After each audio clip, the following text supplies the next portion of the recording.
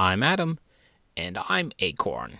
And this is Where There's a Williams, There's a Way. Hey, Acorn, do you know much about George Washington? I know that he has a state and a capital named after him. Yes, that's true. I know that he was the first president of the United States of America. Also true. I'm not very familiar with the musical about him. Which musical? You know, the one that was all the rage on Broadway. I'm pretty sure you're thinking about Hamilton. Maybe Hamilton Heat, St. Augustine's own hot sauce made with the Florida teal pepper. How do you possibly make this about hot sauce? How do you not make things about hot sauce? Anyway, in today's book, we don't learn much about hot sauces, but we do learn a lot about George Washington. Let's get started.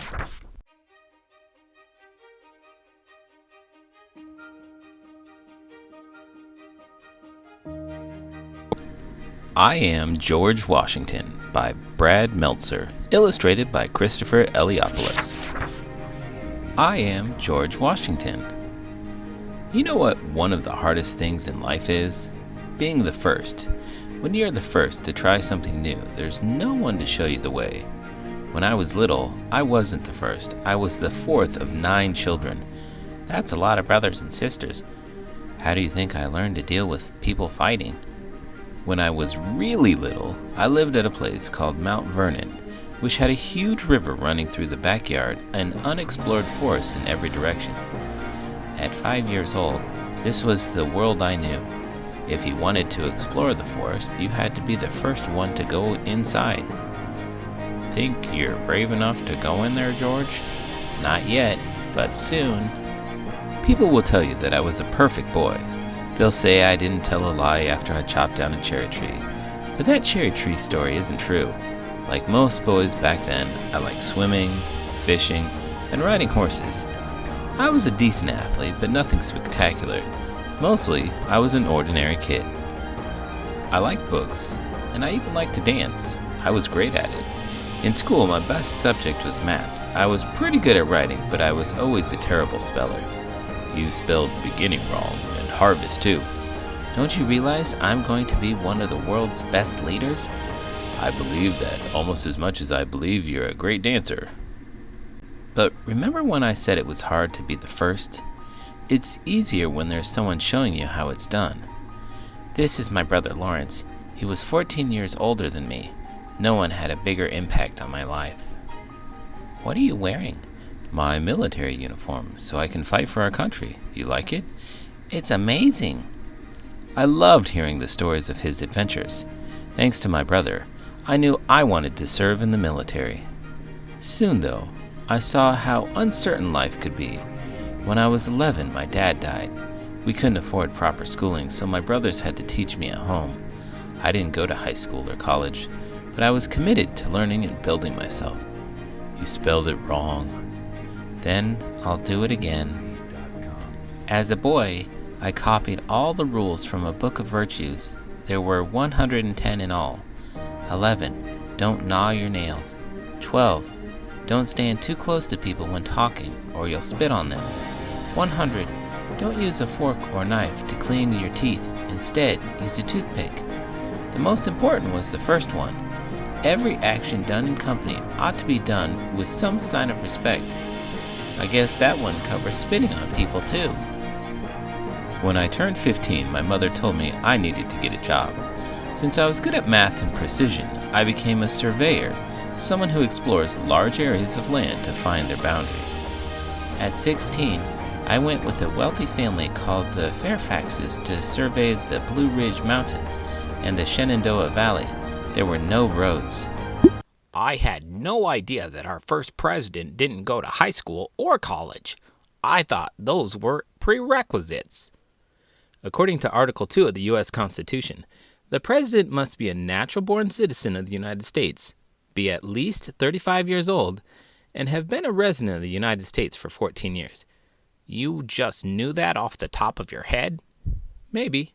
Either that or a quick Google search. I guess Mr. Washington's brothers were good teachers.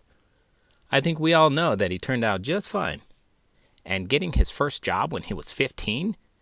What a work ethic! How old were you when you first started working, Adam? It wasn't until I graduated high school. But my son started working when he was 15 also. Maybe he'll be president one day. Well, that'd be something. The rain was fierce. And one night, the straw mat that I was sleeping on caught fire. The next night was even harder. But we kept going. Don't give up. There was something special in treading a new path, something beautiful in doing what no one had ever done before. Just being around the Fairfaxes changed my life. They helped me get work. I observed how they lived, how they dressed, and how they ate. I even learned how to properly dance. He really does like to dance. That wasn't a joke. I was a great dancer. At the Fairfaxes, I ate with fine silver and beautiful china. At home, I ate with sticks at a fire. It was as if I was living in two worlds, but to me, both were equally important. You know you can eat with the rich folk every night. Yes, I know. When I got older, I joined the military. In my first battle, I was on the British side, fighting against the French and Native Americans. I was nearly shot 4 times. 4 musket balls ripped through my clothing, but nothing could stop me. While others were screaming, I raced across the battlefield, keeping people calm. We lost the battle, but I became the commander of all the Virginia's fighting forces. At the age of 23, I ran for office to be a member of the House of the Virginia Legislature. I lost. That's right, I lost. Next time, I'll be better organized. It didn't stop me. I tried again, and this time I won. In fact, I won re-election every time after that. But the world as I knew it was about to change. Remember, when I was growing up, the United States didn't even exist yet. Back then, there were no states, just colonies, all of them controlled by England. We were ruled by the British king named George III. The king is unfair. He wants us to pay more for everyday things like stamps and tea. We deserve to be free. In April 1775, the first shots were fired in Massachusetts, in Lexington and Concord. It took 8 days for the news of this new American Revolution to reach me. Are we going to let the colonists in Massachusetts fight alone, or are we going to join them? It was one of the biggest questions in history. The answer came at a meeting called the Second Continental Congress. Our 13 colonies decided we would fight together against King George III. All we needed was a leader for the battle. Guess who they chose? You look like you're in charge. Some say it was because I was a natural leader. Some say it was simply because I was taller than everyone else. But let me tell you a secret.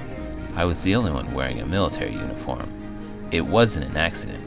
On that day, I came ready to lead, ready to do the job, ready to be the first. Was it easy to be in power? Never. Our side didn't have enough food, clothing, or weapons. Their side was well-fed and well-armed. Our side didn't have trained soldiers. We were farmers and fishermen. Their side was the greatest fighting force in the world. In the winter at Valley Forge, some of our troops didn't eat for days. They wore rags and had to go barefoot in the snow. My dad always told me to dress for the part. I guess George Washington got this memo too. What do you mean, dress for the part? You know, Washington was the only one wearing a military uniform, so people subconsciously were already think of him as a leader. I know what the expression means. I'm confused because you don't wear any clothes. Well, I'm a pig. Exactly. How do you dress for the part when you aren't wearing anything? It's more of a mindset. So you're so confident that you don't even have to wear clothes? Now you've got it. You should try it sometime. That's not going to happen. So, how did we win? We were smarter. We wrote plans in invisible ink so the British couldn't read them. Cool, right? Invisible ink. My code name was 7-Eleven. We were sneakier. We launched surprise raids like this one where we crossed the Delaware River. But most important, we wouldn't give in. They were fighting for a king. We were fighting for a cause, for freedom. Also, let's not forget we had a weapon they'd never had. We had General George Washington. After we beat the British Army, a new government was formed. I presided over the convention that wrote our Constitution, which created the new laws for our country. The brand new United States of America was free to explore its own future. Now, all we needed was to pick our first president, someone brave, someone strong, someone trustworthy enough to handle all that power. Again, guess who they chose? You know, you're so popular, you could have made yourself king of America. Yes, I know. At the end of the American Revolution, King George III asked someone what Washington planned to do after the war. The king was told that George was going to return to his farm. If he does that, King George said, he will be the greatest man in the world. And that's exactly what he did. And he did it again when he left the presidency after his second term. Some say it was my most heroic act. Instead of putting myself first, I put my faith in my country.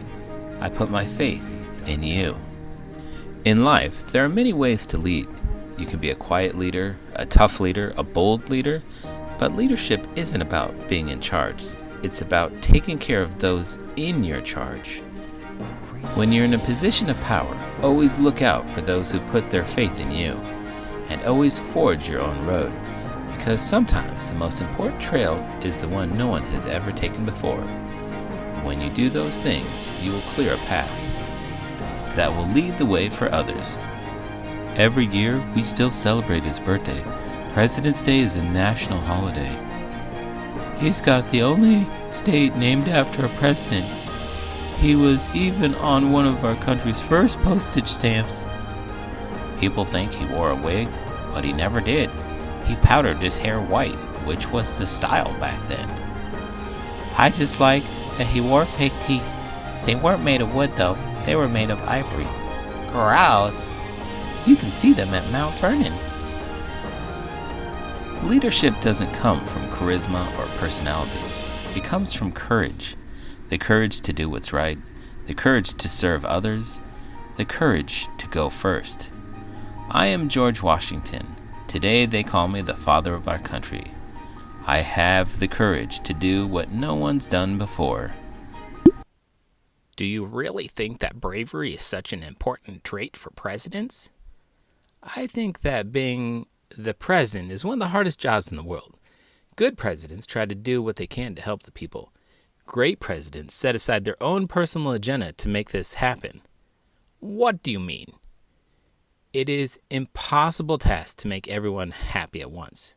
That's because what works for one person doesn't work for everyone. So every decision that you make has to positively impact the most amount of people as possible. Even if it doesn't benefit you. Exactly. Like if I had a party where I'm serving food, I know that I love hot sauce, the hotter the better.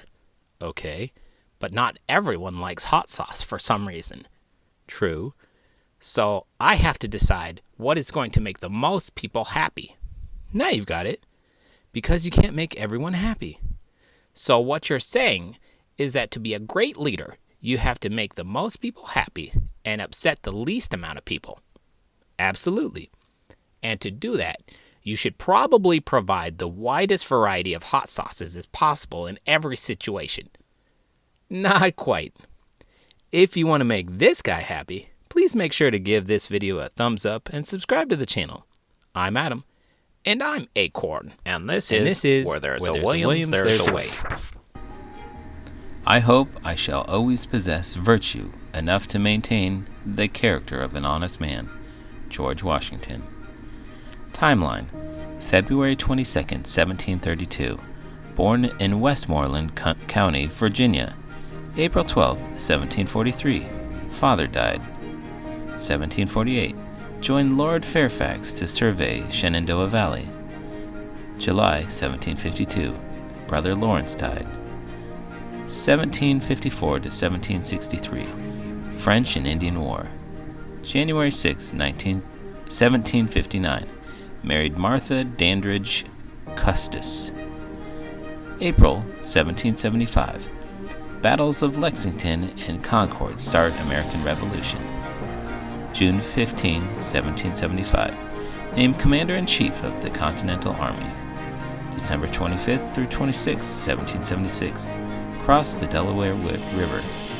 October 19th, 1781. British surrender at Yorktown.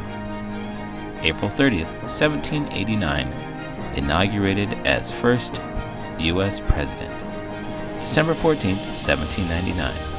Died at age 67 in Mount Vernon, Virginia. 1885. President's Day established. Did you know George Washington had no middle name? He also never had any biological children.